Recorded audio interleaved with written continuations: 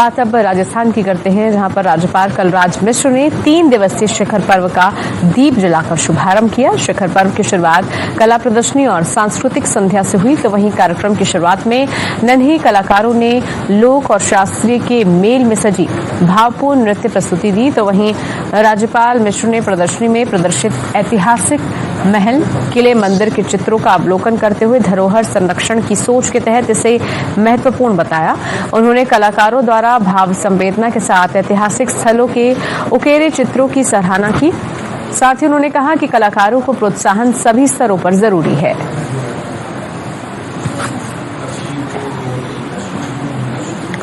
तो इधर राजस्थान के मुख्यमंत्री अशोक गहलोत ने 13 नवसृजित न्यायालयों में 39 नवीन पदों के सृजन के प्रस्ताव को मंजूरी दे दी। प्रस्ताव के अंतर्गत नए न्यायालयों में सहायक अभियोजन अधिकारी के 13 पद, कनिष्ठ सहायक के 13 पद और चतुर्थ श्रेणी के 13 पद सृजित होंगे। आपको बता दें कि इस साल 4 अप्रैल को प्रदेश में 13 नए न्यायालय खोलने की अधिसूचना जारी की गई थी। नवीन पदों के सृजन से न्यायालयों में दायित्वों का सुचारू रूप से निर्वहन करने में मदद मिलेगी। इस फैसले से करीब 3.67 करोड़ रुपए का वार्षिक व्यय संभावित है।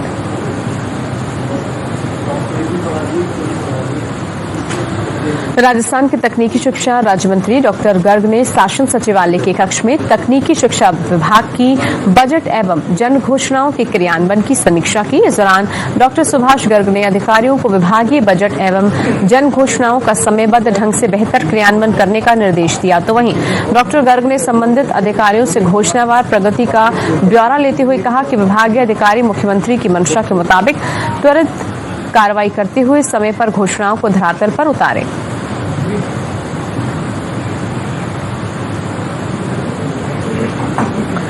तो वहीं राजस्थान में विश्व स्वास्थ्य संगठन द्वारा सभागार में एक ओरिएंटेशन का आयोजन किया गया।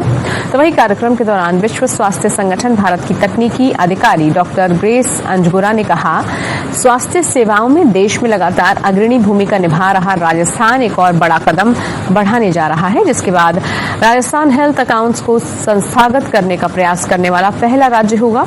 आगे उन्होंने कहा कि स्टेट हेल्थ अकाउंट्स के माध्यम से स्वास्थ्य व्यय की नियमित निगरानी और ट्रैकिंग की जा सकती है और ये साक्ष्य आधारित नीति निर्माण में महत्वपूर्ण उपकरण के रूप में काम करते हैं।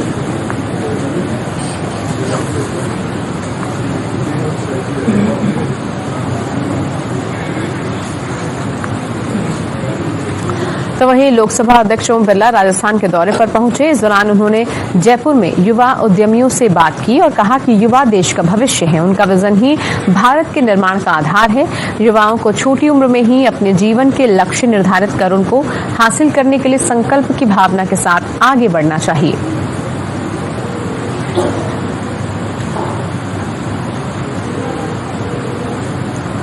तो वहीं राजस्थान में राजस्व मंत्री रामलाल जाट की अध्यक्षता में शासन सचिवालय में बजट एवं जन घोषणाओं की प्रगति के संबंध में समीक्षा बैठक आयोजित की गई। बैठक में जाट ने राजस्व विभाग से संबंधित बजट घोषणाओं एवं जन घोषणाओं की क्रियान्वित स्थिति और प्रगति पर चर्चा करते हुए अधिकारियों को निर्देश दिया और कहा कि बजट एवं जन घोषणाओं का समयबद्ध क्रियान्वयन सुनिश्चित किया जाए और राजस्व विभाग के नियमों का सरलीकरण किया जाए। जाट ने भू उपयोग परिवर्तन की प्रक्रिया और इनके नियमों और साथ ही विभाग में रिक्त पदों की स्थिति और नवीन राजस्व इकाइयों की साल 2019 से 21 तक के गठन पर चर्चा की। उन्होंने राजस्व न्यायालयों में लंबित राजस्व वादों को प्रकरणों के शीघ्र निस्तारण करने के निर्देश प्रदान किए। साथ ही केंद्र सरकार द्वारा प्रायोजित कार्यक्रमों की प्रगति की समीक्षा की।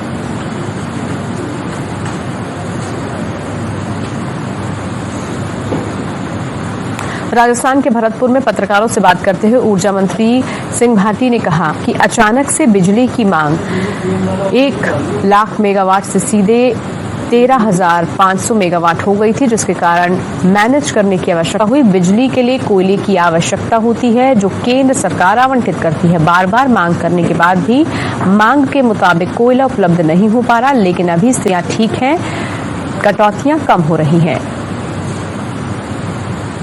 भारत सरकार ने स्पष्ट निर्देश सभी राज्यों को दिया है कि वो अपनी जो आवश्यकता है उसका 10% जो है इम्पोर्ट कोल ले। अभी तक हमने इम्पोर्ट कोल नहीं लिया है, लेकिन भारत सरकार ने ये कहा है कि यदि नहीं लेंगे आप तो आपका 20% की हम कटौती इसी महीने से कर देंगे। तो हमें मजबूरी में कोयला लेना भी पड़ेगा। मुख्यमंत्री महोदय के स्तर पर हम बातचीत कर रहे हैं, उससे सीधा जो इम्पैक्ट आएगा वो आम उपभोक्ता पर आएगा। 4 गुना महंगा इम्पोर्ट कोल हो रहा है, लेकिन हम पूरा ये प्रयास कर रहे हैं कि राजस्थान के उपभोक्ताओं को अधिकतम हम बिजली दे सकें। अभी स्थितियां काफी हद तक ठीक है, आगे मौसम ठीक रहा, मानसून आएगा तो उस समय भी दूसरे राज्यों में बिजली की डिमांड कम होगी तो हम खरीदने की स्थिति में भी रहेंगे। वहीं राजस्थान में महिला एवं बाल विकास मंत्री ममता भूपेश ने 28 मई को मनाए जाने वाले अंतर्राष्ट्रीय माहवारी स्वच्छता दिवस के अंतर्गत माहवारी स्वच्छता प्रबंधन जागरूकता पोस्टर और लघु फिल्म का विमोचन किया। इस मौके पर उन्होंने कहा कि प्रदेश में किशोरियों और महिलाओं को चरणबद्ध निःशुल्क सैनिटरी नैपकिन उपलब्ध करवाने के लिए ही उन्हें माहवारी स्वच्छता प्रबंधन हेतु जागरूकता लाई जा रही है। आगे उन्होंने कहा कि हमारी सरकार की महत्वाकांक्षी आईएम शक्ति उड़ान योजना आने वाले समय में समूचे देश में एक रोल मॉडल योजना बनकर उभरेगी।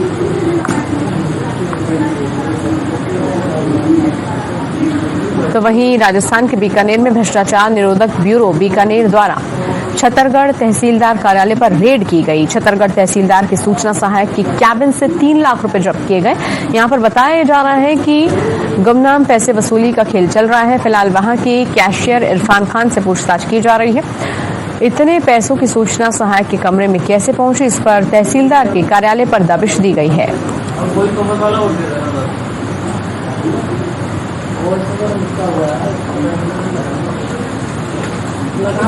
तो वहीं राजस्थान के बूंदी में नगर परिषद के वार्ड नंबर 1 से पार्षद और कांग्रेस नेता रोहित बैरागी को 2 दिन पहले 1.5 लाख रुपए रिश्वत लेते गिरफ्तार किया गया, जिसके बाद से ही राजनीति गर्मा गई है। बीजेपी को कांग्रेस पर हमलावर होने का एक और बड़ा मौका मिल गया है।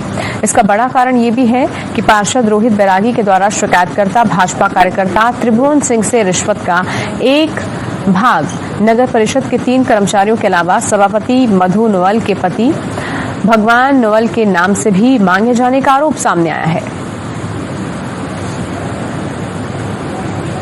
हमने इसीलिए चुड़ैया रखी है कि सभापति को समझ में आए कि लेडीज भी सब साथ में है और सभी सभापति को सबक सिखाना चाहती है कि आपको भ्रष्टाचार बंद करना है और अपने पार्षदों को लाइन पर रखना है। सब हमारी पार्षदों की यही मांग है। और यहाँ सबसे ताजा उदाहरण मैं भी नगर पालिका की गली बताती हूँ, वहाँ की सड़क उधड़ी पड़ी है तो पूरी बूंदी की तो बात करने से कोई फायदा नहीं है। इसलिए सभापति को इनको चाहिए कि बर्खास्त करे, अपने आप को इस्तीफा दे और वो अपना काम करे खुद। भ्रष्टाचार नगर परिषद में पट्टों के नाम पे भ्रष्टाचार हो रहा है, अवैध निर्माण के नाम पे भ्रष्टाचार हो रहा है। दोनों के